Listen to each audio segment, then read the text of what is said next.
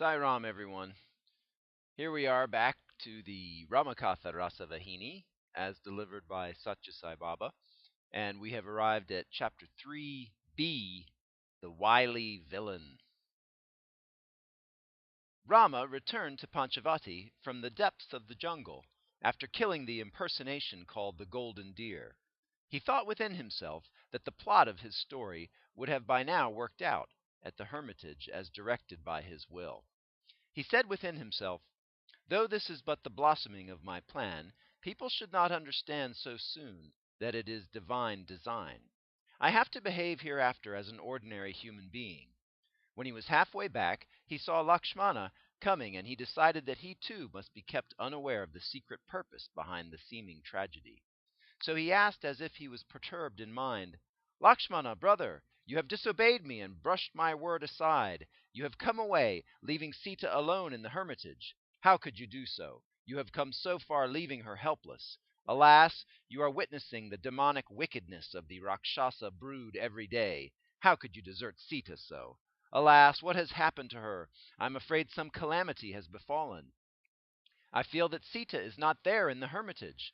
Alas, what shall we do now? What is to be our future?" Hearing this lamentation, Lakshmana fell at the brother's feet and said, "Brother, you know me as the workings of your mind. Whatever the occasion, I am ever ready to offer myself, my very breath at your feet. Will I ever go counter to your command?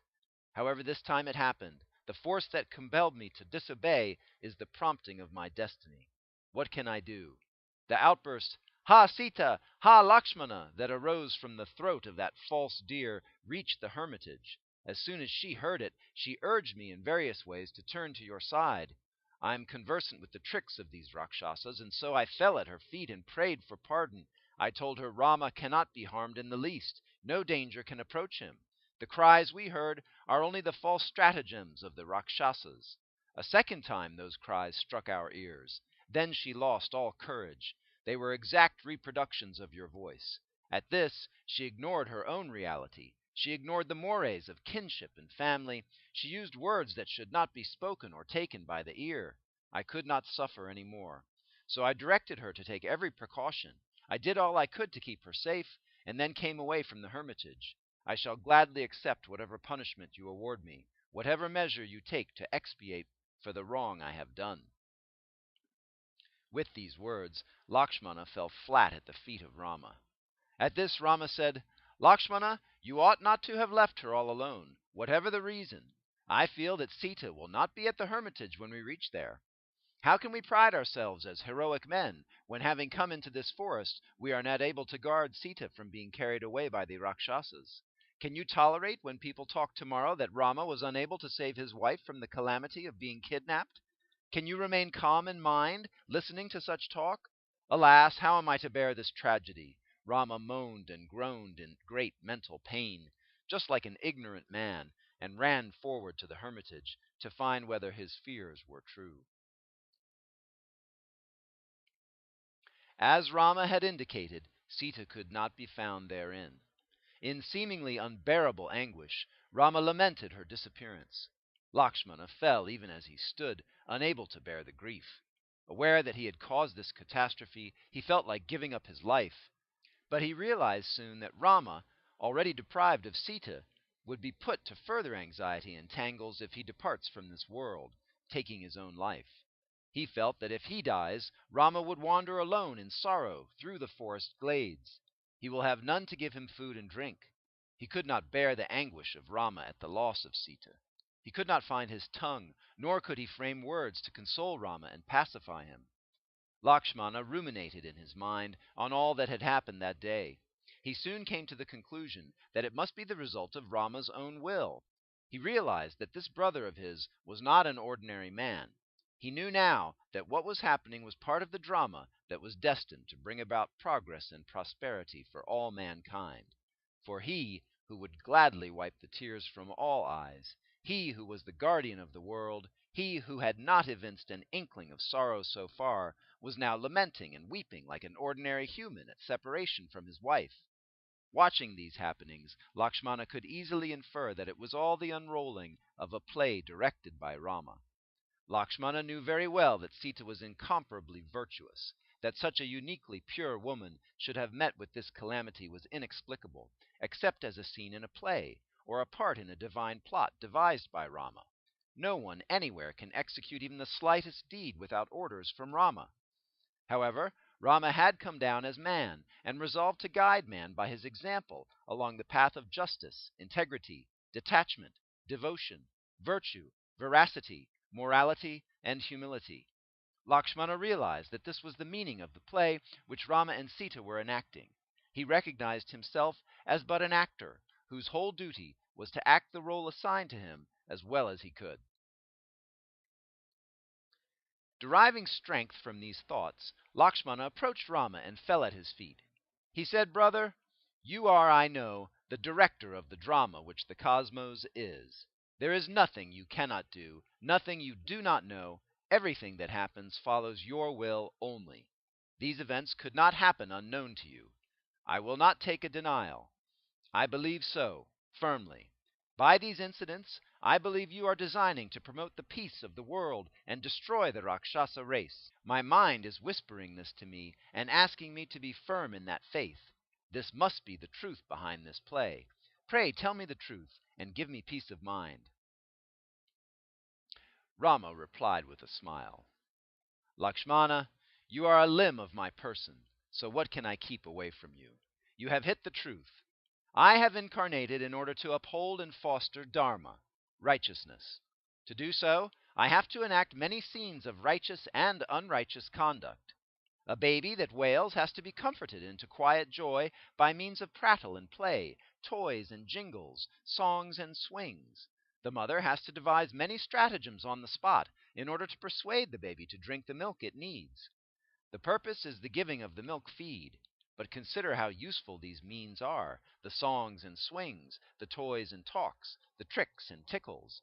These methods help the quenching of hunger and the stoppage of wailing. That is their reason, too. You have to add them all up in order to discover how the hunger was quenched and the grief ended. Similarly, dear brother, I, who am the mother of the universe, have to act in these manifold ways to re-establish righteousness and demolish unrighteousness. These incidents have been designed to secure the twin aims of the removal of grief and the winning of bliss. They are not just meaningless exercises. Ordinary folk base their conduct on the ideals presented to them. So, as master and leader, I have to practice what I intend to place before them as ideal conduct. Unless I practice what I hold forth as the ideal, I cannot claim to be master and leader. When masters and leaders who do not deserve the positions appear and exercise authority, righteousness declines, and unrighteousness runs wild. Therefore, brother, remember that those in authority, as masters or leaders, must prove their advice right, in actual practice. They must help realize the ideals they preach by their own genuine effort. This is the way for them to earn the grace of God and the gratitude of men. Sita knows the role she is playing. These two bodies, mine and Sita's, evince the joys and pangs of union and separation only as bodies. The pain and pleasure, the weeping and wailing, are all illusory and unreal. They follow the needs and compulsions of the incarnation I have taken upon myself, along with other limitations. I am taking you into confidence regarding my reality. Take note that you, too, will have to act in conformity with time, deed, and cause, space, occasion, and recipient as the story unfolds. This divine mystery is beyond the intelligence of others, so you must also keep mum on this and play according to the rules. We have to concentrate on the mission on which we have come."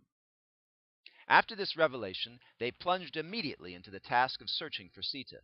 Both acted their roles during this search most sincerely, admirably, and realistically. Not only the brothers, but Sita too exhibited supreme nobility and acted with equal staunchness and sincerity, even though the Rakshasa guards, in the place where she was kept captive, terrorized her and threatened her most cruelly. She did not waver or yield. She stuck bravely to her determination to save herself and to preserve her purity. She maintained her vow undefiled. The drama enacted by the two parties held forth for every householder and every individual the highest ideal of righteous conduct. It placed before the fathers, mothers, wives, husbands, brothers, and friends the best lines of behavior expected of them, and how each of them had to keep their promises and tend their virtues. Why dilate further? The Ramayana lays down ideals for all relationships in life, and for the realization of the highest aim of human life. Nowhere else can be seen such a variety and quantity of moral dicta and their practical applications. The one text, Ramayana, has soaked in its pages directions for correct conduct in all situations and under all conditions. It teaches how to justify human birth, how to carry on the government of a kingdom, how to regulate the reactions of the people, and how to design the laws that can control and consummate the wishes of the people. If only the Ramayana is studied closely and observed in daily practice, mankind can attain peace and prosperity in all fields. In order to discover some clue about how Sita left, or why or when or where to, Rama and Lakshmana forsook the hermitage, armed with weapons. They examined every tank and looked over every hill in the region. They could not come across any sign. While proceeding thus, they saw before them branches of trees that had been pulled asunder lying across the track. There were other evidences of a combat that had taken place, like broken arrows and patches of blood. Rama drew the attention of his brother to these. He said, "A fight seems to have taken place here," and looked around for information about who had engaged whom. He found an eagle of truly regal mien lying on the ground, gasping for breath, but still repeating reverentially with eyes closed the name it adored, Rama, Rama. The brothers walked straight to the bird and lovingly stroked its head and body. When the hand of Rama blessed it with the tender touch, the bird recovered some little strength. It opened its eyes and looked around. It saw the beautiful form of Rama that could captivate all the worlds. Suddenly it was overpowered by a flood of both joy and sorrow. The incapacitated bird could not move its limbs, nor could it turn on its side, so it crawled a little forward, and raising its head, placed it at the feet of Rama. Rama placed the head on his lap and gently fondled it into awareness and activity. Jatayu said in feeble accounts, "Lord, while the wicked Ravana, yielding to maleficent motives, forsaking justice and uprightness, casting away powers acquired by years of asceticism, was carrying away Mother Sita in a chariot through this forest, as a dog goes in stealth and as a fox goes cunningly, the mother of all the worlds, the daughter of Janaka, wailed aloud, 'Rama! Rama!' covering the entire forest in gloom. I heard the wail, but did not know who it was that raised the sad cry. I flew near and discovered to my great surprise and sorrow that Mother Sita was the person in distress. I could not remain quiet. Though old and decrepit, I pronounced your name, and derived strength thereby and courage to give him battle. I pecked at him so furiously that his body screamed with blood all over. He placed Sita in the shade of a tree and fought ferociously. He drew his wheel weapon and slashed my wings into shambles.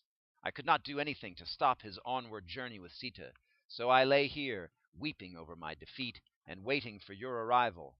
I am most unlucky, for though I saw a mother being taken away by that ruffian, I could not save her." Jatayu shed tears of despair as he spoke those words. Rama, too, displayed great interest and anxiety, and he addressed the bird thus, "O chief of birds, I shall never forget your help. The good deed you have performed will give you bliss in the next world. Do not feel sad." Thus saying, Rama dusted its wings with his own matted hair, while Lakshmana hurried to bring some water to slack its thirst and refresh it. Rama poured the water drop by drop into the bird's mouth. Jatayu was delighted at the good fortune, and his face glowed with ecstasy. Jatayu said, "Rama, I am luckier than even your father, for he did not have this chance of drinking water from your hands when he left this world. I could get my last sip from your golden hand. I could rest on your lap. I could drink nectar from your fingers. And while drawing my last breath, I could fill my eyes with the picture of your charming lotus face. I am certain I will be merging in you. Oh, I am indeed blessed." Then Jatayu spoke in feeble tones. "Rama, that vicious demon proceeded in the southern direction. Most probably he must have reached Lanka. Therefore, go straight to Lanka, destroy that wicked fellow, and then bring the mother to your presence." Jatayu could speak no more. He cried, "Rama!"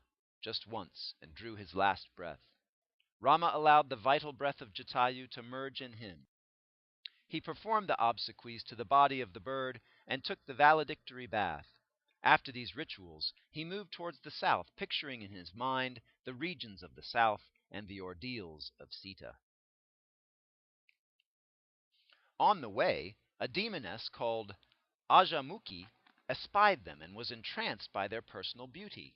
She said to herself, "Ah, what loveliness of body! What a feast to the eye! I must wed them and win happiness." So resolving, she clasped the hand of Lakshmana and drew him towards herself. Lakshmana inferred that she too was stricken with the malady of Surpanaka, and he treated her with the same contempt. He cut off her limbs and taught her a severe lesson. The forest through which they passed was as terrible as the demons they found there. It was infested with wild animals that roared, howled, and growled most fearfully. Even the toughest heart would quake in fear at the scenes and the noises. While the brothers were tracking across, a demon called Kabanda, a mass of distortion and disfiguration, appeared before them. He opposed their advance and shook the forest with his unearthly guffaw. He attempted to snatch Rama and Lakshmana, but Rama slew him ere he could succeed. He was a monster with no head.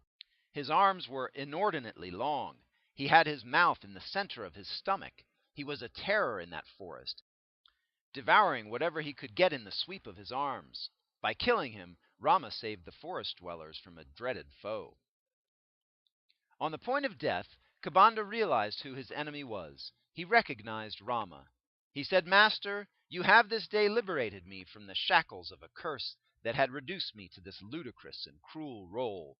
My sins have been exonerated by the vision I have of you." While falling at the feet of Rama, Kabanda said, "Your mission will succeed. Without delay or obstacles, you will certainly triumph over the forces of wickedness." Rama, the large-hearted lover of all, moved on from that spot, walking on foot, with his brother as sole companion. They soon came across an old woman. She had a stoop. Her head could not be held erect. Her eyesight had become dull. Her hands were quivering. She was coming towards them with a basket of fruits on her head. She saw the charming figures of the brothers, and inferred that they were the two who were described with excitement and delight by the rishis of the forest. Placing the basket on the ground, she stood on the track, whispering, "Rama, Rama," in reverence and thankfulness. Lakshmana guessed that this too was an impersonation by some wily Rakshasa to harm them, but Rama knew that his guess was wrong. He proposed to sit under a nearby tree, the tree that was adjacent to the very hermitage where the old woman was residing. Sabari, the old woman, noticed the lotus petal-like eyes, the ringlets of hair on their foreheads, the long arms that reached down to the knees, and the dark blue complexion of Rama. She could contain her ecstasy no longer. She could not suppress her adoration. She ran forward and fell at the feet of both. She asked, "Where are you coming from? What are your names?" Rama replied smilingly and coolly, "Mother, we are coming from Ayodhya. We are residing in the forest. I am called Rama. This brother of mine is known as Lakshmana." At this, Sabari exclaimed, "Father, my long-cherished desire has been fulfilled. I've been waiting for your arrival day and night, and looking for you into the distance, until my eyes have become dull and insensitive. I have achieved success. My longing has had its result. My vigilant fasts have borne fruit. Ah, I have been rewarded. This is the result of my Guru's grace. This is the mysterious working of God." She brought the basket near Rama. Meanwhile, Rama asked her, "Mother, you speak of a guru. Who is he, this guru of yours?" She said, "His name is Matanga Rishi. But since women are not taken as pupils in this hermitage, I listened to his lessons, hiding behind bushes and trees. I served my guru and other rishis, removing the thorns from the tracks that led to the rivers where they take their bath, mostly by rolling over the ground, for I had to do it pretty early before dawn. I also removed the pebbles and stones that might hurt their feet. I lived on fruits and tubers, as the other pupils did. I served my masters unseen, and spent my days in the recesses of the jungle. Matanga, the Mahatma, who knew the yearnings of my mind, told me one day, "Mother, your body has reached a ripe old age. If you strain so much, you will soon be exhausted. So come reside in the hermitage and take good rest." While I was spending my days thus in the service of this hermitage, the rishi desired to quit the body, and called me beside him. He said, "Sabari, the task on which I have come is over. I have resolved to leave this body now. You shall remain in residence at this hermitage itself. Within a short time Rama will come into this forest. Invite him to enter this hermitage, and offer what little service you can to him. Let this hermitage be sanctified by the touch of his feet." I protested a great deal. I told him how I could never be happy in the hermitage without him. I prayed to him to take me too, through death, to where he was proceeding. My guru was not in a mood to accede to my wishes. He said that I had to be here, awaiting the arrival of Rama, and that I could not avoid that responsibility or lose that joy. From that day I am existing here, with arms outstretched to welcome you, with eyes watching the horizon, and carrying about with me this decrepit body, so that I may live to see you and serve you. O Rama, O Lord, O compassionate to the afflicted, O dweller in the hearts of rishis, the wish of my guru has been fulfilled. The hermitage is just a few feet off. Please sanctify it by entering it." Sabari fell at Rama's feet and entreated him to accede to the last request of her guru. Rama was naturally happy at the dedication and devotion of the old woman. He was the very embodiment of spontaneous surging love. So he rose, and walking towards the hermitage with his brother Lakshmana, entered it. Sabari was overpowered by a flood of joy. The flood broke all limits and expressed itself in ecstatic thrill and speech. That gem among women was until that moment too weak to tread a few paces. Now she found herself endowed with the strength of 1,000 elephants. She marched buoyantly to the river, and brought in quick time cool, limpid water that was eminently sweet.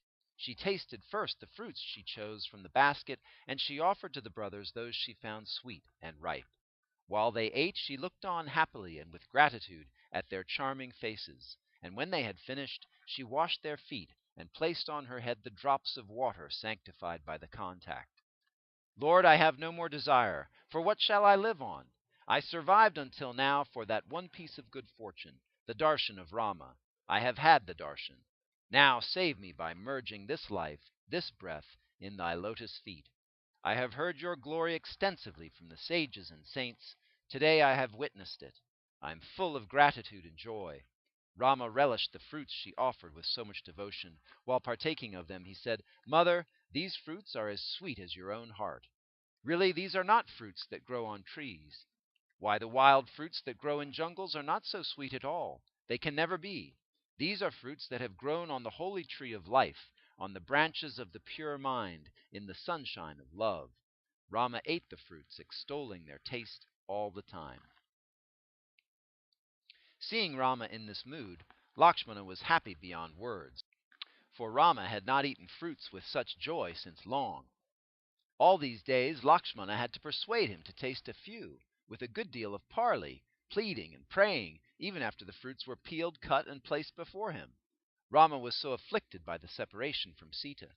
In spite of all the efforts of Lakshmana, Rama would eat only half a fruit or so. Never was Lakshmana satisfied with the quantity that his brother ate.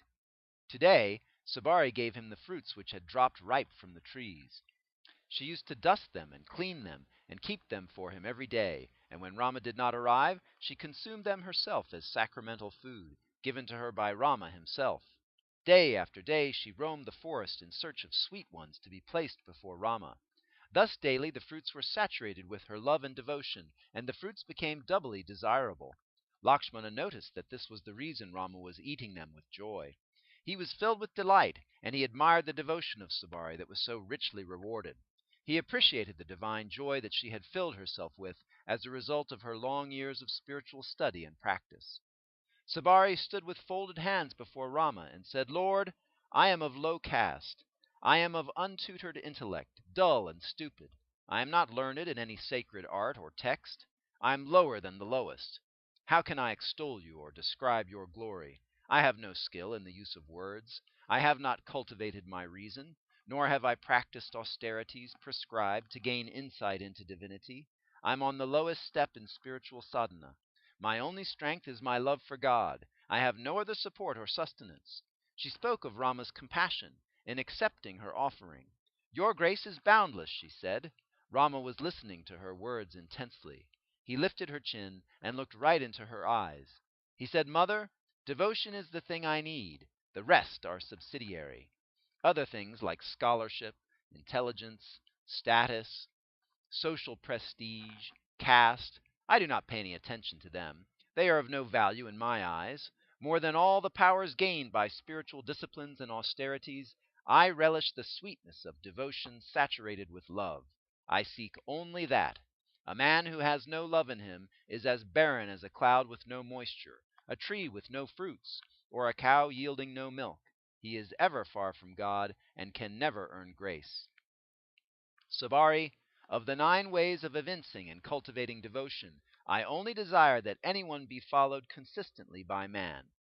But I find you have followed to the very end all the 9 ways. So I do not see anyone higher than you in spiritual attainment. I am indeed elated in all manner of ways, for you have offered me devotion that is pure, steady, and selfless, and which is love springing from the heart and surging from it in all directions and towards all beings. You have not cast aspersions on anyone, even while dreaming. That is what makes your mind so pure. Your mind does not blossom when good comes to you, nor does it wither when bad comes to you. You are blessed in all ways. Sabari drank in these words of counsel that Rama spoke to her. She said, Rama, there is no path for the devotee other than doing one's best to please the divine. Is there? I do not crave for aught else. This day, my Father, my God, the Lord of my life, the Lord of all the worlds, the Lord of all creation has appeared before me. How can I measure my good luck? O Lord of Janaki, of Sita, the daughter of Janaka. At this she remembered Sita, and the brothers too suddenly realized their plight. Rama told her, Alas, Sabari, all this while you kept us happy, rid of anxiety, floating in joy, but now you have plunged us in grief. Sabari was struck with remorse. She raised her head in consternation and pleaded, Lord, what is this you say? Pardon my indiscretion, and she fell at the feet of Rama. Rama asked her, Sabari, do you know anything about Sita? Have you heard anything about her? Sabari replied, Don't I know? Don't I know about Sita? No woman who knows the Rama principle will be ignorant of the Sita principle, that gem of womankind, that crown of virtue, that light of femininity. Oh, what great good fortune is hers! She's the very shadow of my Rama. Rama, I must tell you what my guru, Rishi Matanga, has taught me about the Sita principle. Of course, there's nothing you do not know, but since you asked me now whether I knew anything about Sita, I shall tell you what I know. Rama deluded the minds of Mantara and Kaikeyi in order to fulfill his mission of destroying the Rakshasa brood. As a result of this, my guru told me, Sita, Rama, and Lakshmana have entered the forest as exiles. He said they would visit hermitages and bless the ascetics, and that Rama would kill the demons who obstruct their rituals and disciplines. He said that Rama would devise a plan by which Ravana, who is knit strongly with the Rakshasa clans, will be tempted to enact a role in a drama centering around the abduction of Sita. He assured me that the Sita abducted by Ravana is only a pseudo-Sita, and not the real genuine mother. He had told me that Rama would come into this forest while searching for the Sita who has been abducted, and that I would be rewarded as never before by that visit. My guru also told me that Rama would cultivate an alliance with Sugriva, who has taken refuge in the Rishyamukha hills, adjacent to this hermitage, from the deadly depredations of his elder brother Wily. Rama would accomplish the task of seeking out Sita through Sugriva. Rama, you are the director of this cosmic drama, which you have designed. The incidents of your drama were known to my guru, and he has revealed them to me. Your stage is the entire cosmos. Your will decides the future of the universe. It ensures the stability and progress of the universe. All that happens is unrolling into action of your will. Without it, nothing great or small can ever happen. Lord, you are acting in this play as if you are unaware of your own plot. You are pretending to be grief-stricken at separation from Sita. Only those who are foolish, or who have no faith in the Atmic reality, or who are atheists can take it as true. Those who are aware of divinity and its mysteries, those who are devotees and sadhaks seeking to know God as their own reality, will not be led away into the belief that it is genuine. You are the doer of all that is done. No one, however powerful, can hinder or oppose your will. You will the reactions of people to all happenings, as good or bad. They are not the authors thereof. The ignorant may assert that they are the executors of their deeds. Rama, pardon my impertinence. I have spoken too much in your presence. Thus saying, she fell at the feet of Rama. She developed the inner fire of yoga, and as a result, her body was reduced to ashes, while her breath was merged in the Rama principle she adored. And here we come to the end of Chapter 3b, The Wily Villain, of Part 2 of the Ramakatha Rasavahini, as delivered by Satya Sai Baba. Sai Ram.